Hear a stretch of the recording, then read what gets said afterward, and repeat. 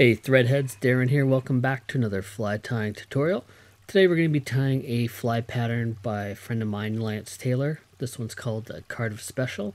He developed this one back in 1996 for fishing at its namesake water, Cardiff Pond. And this body of water is just north of Edmonton, Alberta in Canada.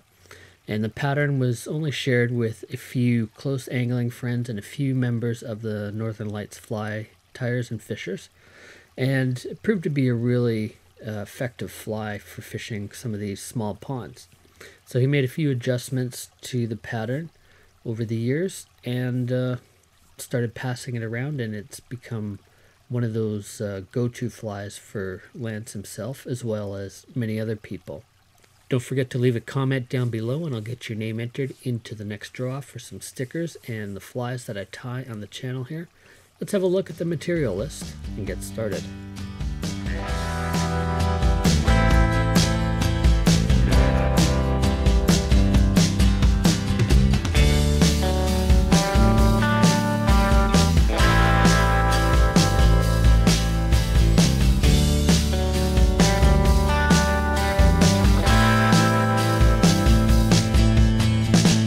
Alright, let's get a fresh hook into the vise here. So for this one today, I'm going to be using a size 10 3906B, and I've already placed a 3.2 millimeter copper brass bead on here.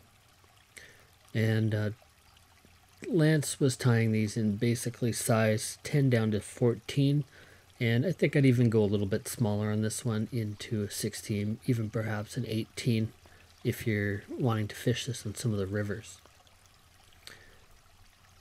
So for thread, we'll start off with an 8/0 or a 70D olive UTC thread. And we'll just start by tying in behind the bead.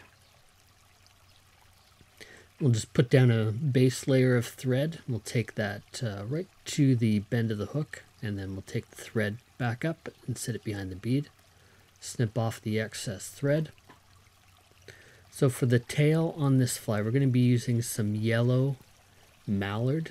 So this is dyed yellow mallard. It's got a nice barring on there, so we're just going to take a few of the fibers off one of the plumes, and somewhere between 8 and 12 fibers should be good for this size fly. And I like to measure it about the length of the straight part of the shank, so that's not including the eye and not including the bend. And we'll tie that in just on top of the hook shank.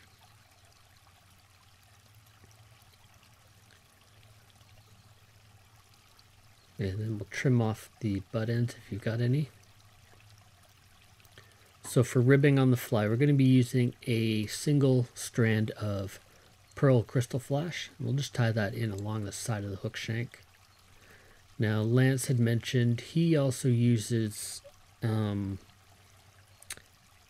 couple different materials. Sometimes he'll use thread, or he'll also use a brown lure flash. It's not something I've used before, but I really like the look of the pearl crystal flash, so we're going to use that. For the body, we're going to be using some olive dubbing, and this is a rabbit dubbing. So we just want to dub on a fairly thin noodle, and we just want to kind of block off a little bit of room up behind the bead for a thorax. And then we'll just start putting in a little bit of a taper towards the bead. So you probably need to do 2 or 3 applications of the olive dubbing just to get the taper of the fly right. You just want slight taper towards the front. And if you just put on a little bit of dubbing at a time, it's easier to achieve that rather than trying to put on a whole lot of it at once. So that looks pretty good. Just take our thread up and sit it behind the bead. Now we're going to take our crystal flash, and as we kind of pull that tight, it takes the kink out of the strand and makes a nice smooth opalescent ribbing on the fly. So tie that off, make sure that we double it back so that it's secure.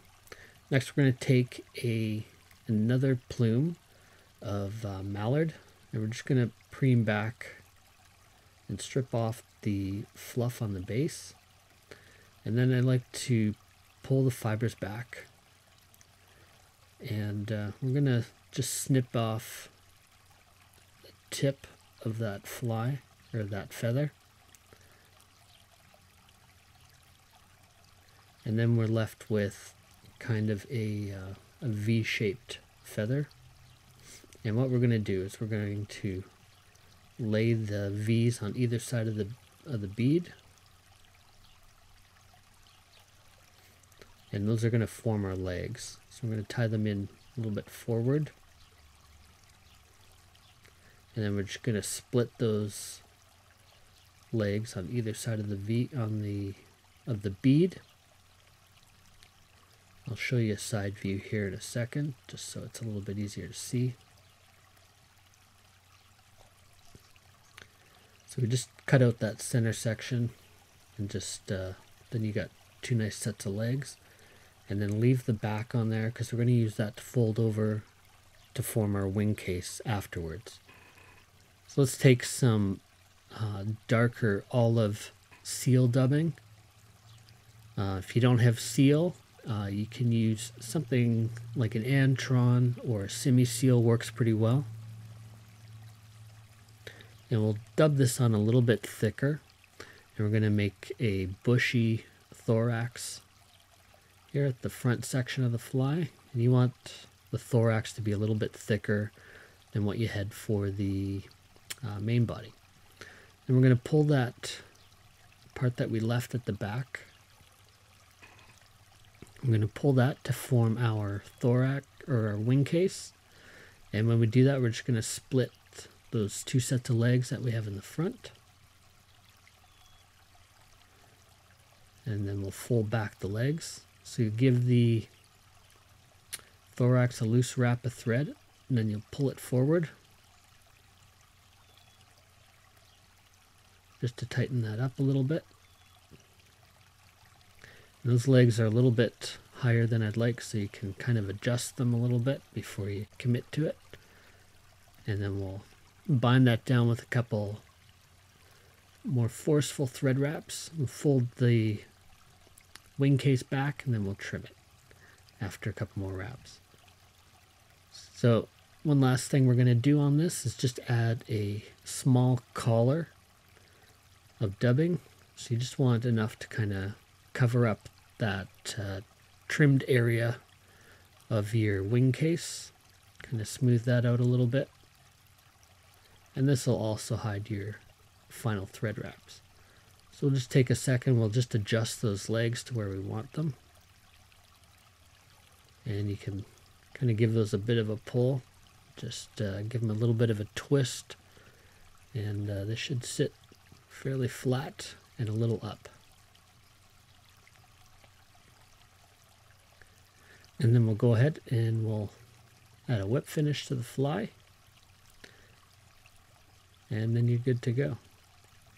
So one other thing to mention is Lance also did a couple different variations of the fly. One of the ones that he did was to use a diamond dub or an ice dub in the thorax, and it kind of gives a different take on the Cardiff Special.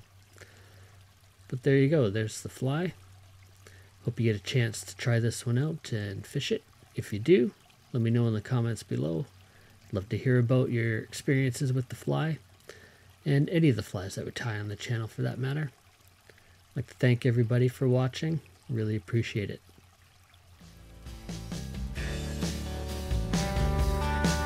Hey fly tiers, thanks for stopping by and checking out my fly tying videos. If you enjoyed the video and want to show your support, hit the thumbs up and share it to your social networks. I hope you consider subscribing to the channel, and if you do, be sure to hit the bell icon to get notifications on my latest fly patterns, tips, and reviews. If you have a question or comment, leave a message below. You'll also be entered into the next draw for some of the flies I tie and a few stickers. Until next time, this is Darren saying, keep a hook in your vise. Cheers.